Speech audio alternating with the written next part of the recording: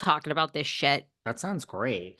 I think Other than the fact that we'll still be talking about this, I would like to talk about Miss.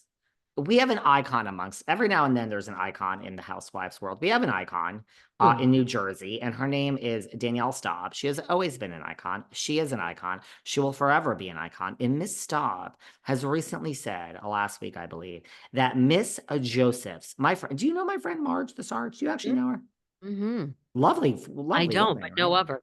Yeah. Well, you should. I wish upon you that. Speaking of which, she was right down the street. Thank God Luann didn't ask me to be in her music video because the Sarge was there. Mind you, the Sarge and I can exist in this. Like, if I was there, I would have been like, girl, I don't care. Get over it.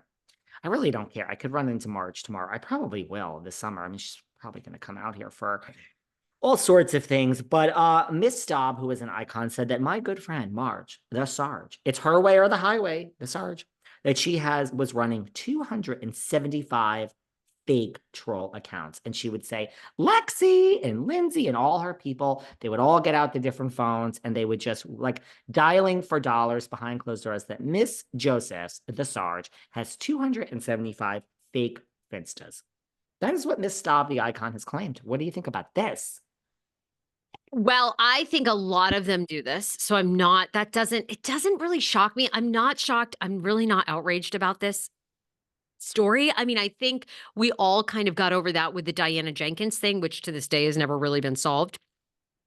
Uh, I'm not shocked, are you? I think it never fails to surprise me, these women. And this is why I'll tell you, anything negative I've ever said about Gina Kirschenheiter from RHOC, I take back. I had her on. She's the most lovely, elevated, has a life beyond housewives. And so does Ashley Darby for that matter. Like, that's what I love about these You women. see?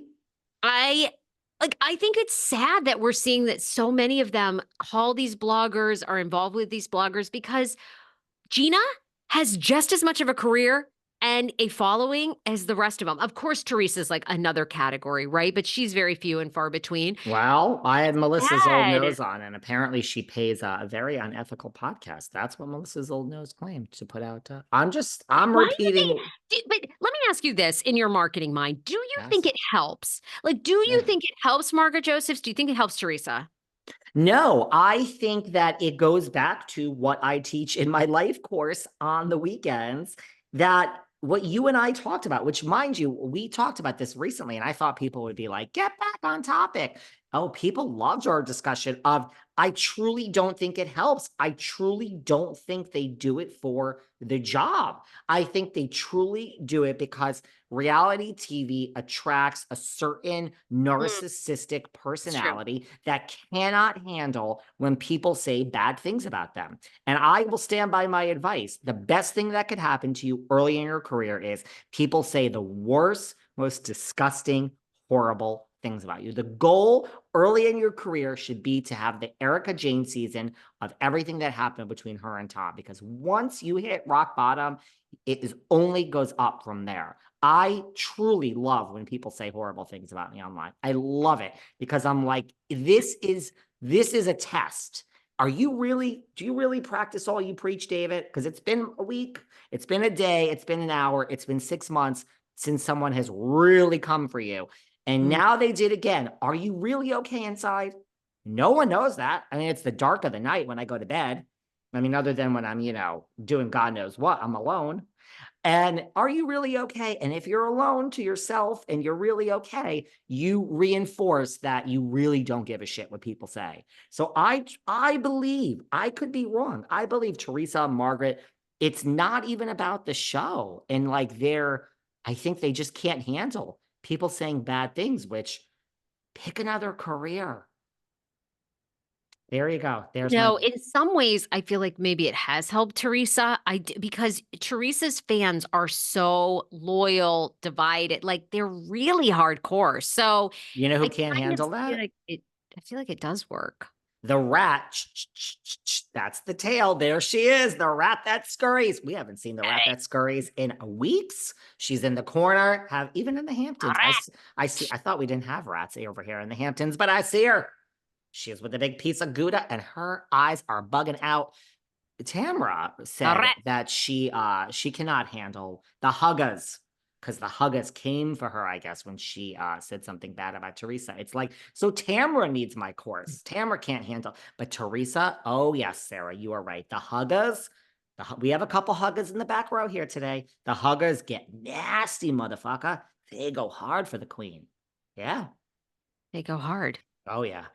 Oh I'm not yeah. shocked about that. While we're on Jersey, what Sure.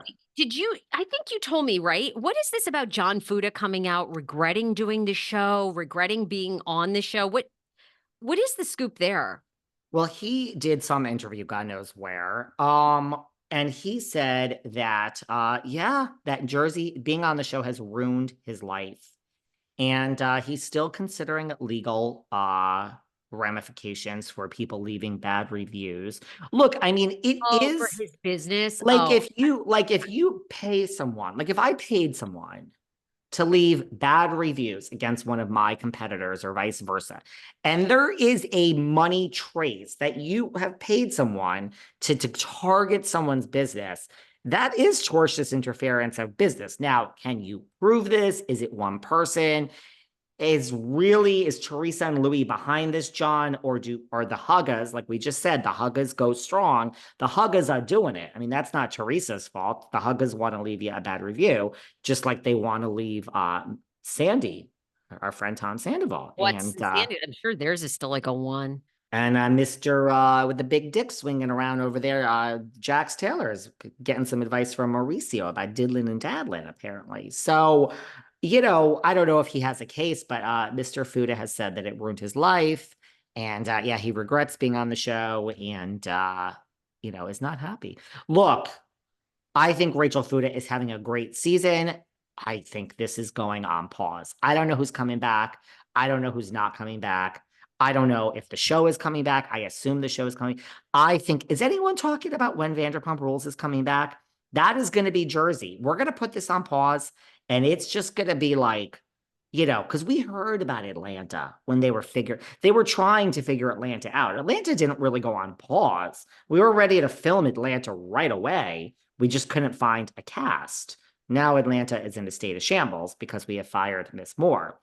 I mean, Vanderpump is on an actual pause because we have no idea what to do with the fucking show. That's different than Atlanta, where we said we're ready to start filming. We just can't find an actual cast that makes sense. So I truly believe after New York, we will not ever have a complete reboot again. But I think Jersey is like Vanderpump, where we have backed ourselves into a corner. And I don't think we're going to start looking for a cast right away. I think it's going to be like Vanderpump. Is anyone talking about Vanderpump Rules? I mean, No, it is pause. And it's paused. I think with all the toxic and we're talking about Jersey, I think it's like, it feels like another world. We just had Scandal 24/7. We've moved on now. And that's what they want. They want us